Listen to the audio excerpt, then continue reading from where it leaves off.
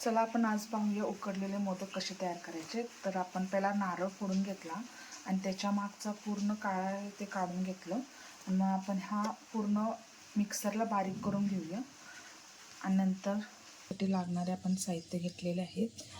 काजू, बदाम, pumpkin seed, परत पिस्ता आणि खोबरं किसलेलं आहे, मनुके आहेत, डिंक आहे, खारीक आहे आणि गूळ आहे आणि हळद आहे, खसखस आहे.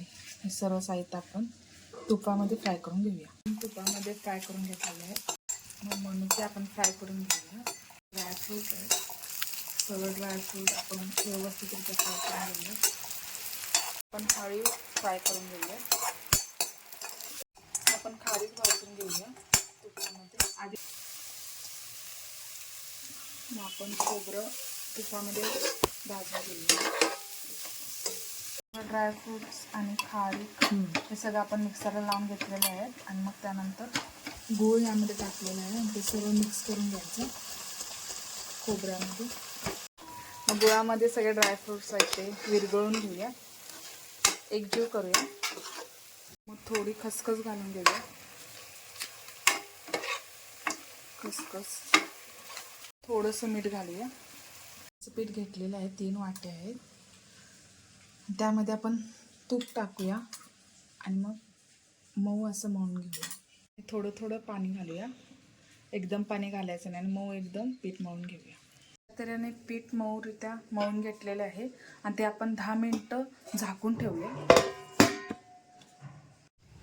तर ह्या प्रकारे मोदकचं सारण खूप छान तयार झालेलं आहे. यामध्ये मी ड्रायफ्रूट्स पण घातलेले आहेत, सर्व मिक्स केलेलं आहे आणि खूप छान वास देखील येत आहे. तूप घातल्यामुळे छानपैकी वास येतो सारणला. जण ड्रायफ्रूट्स ते घालत नाहीत, परंतु मी यामध्ये ड्रायफ्रूट्स घातलेले आहेत आणि तुम्ही देखील एक पाहू शकता की ड्रायफ्रूट्स घातल्यावर खूप छान होता मोदक. तर अशा तऱ्हेने मोदकचा आकार आपण दिलेला आहे आणि मग आपण आता हे वाफेवर शिजायला ठेवूया. पातेल्यामध्ये मी एक छोटंसं पातेला घेतलं आहे, त्यामध्ये मी पाणी घेतलेलं आहे. मग ती चाळण आपण त्या पातेल्यावर ठेवलेलं आहे.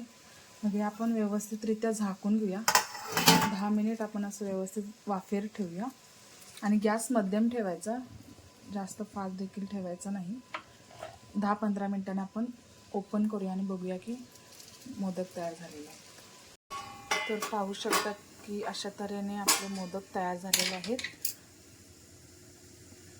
तर अशा प्रकारे आपले हेल्दी मोदक तयार झालेले आहेत आणि चवीला देखील खूप छान झाले आहेत.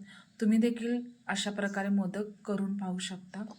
खूप छान झालेले आहेत आणि हे हेल्दी मोदक आहेत, कारण की यामध्ये आपण सर्व ड्रायफ्रूट्स घातलेले आहेत. त्यामुळे तुम्ही आपल्या बाळाला देखील हे मोदक देऊ शकता आणि हे तुम्ही नक्की घरी ट्राय करून पहा. थँक्यू.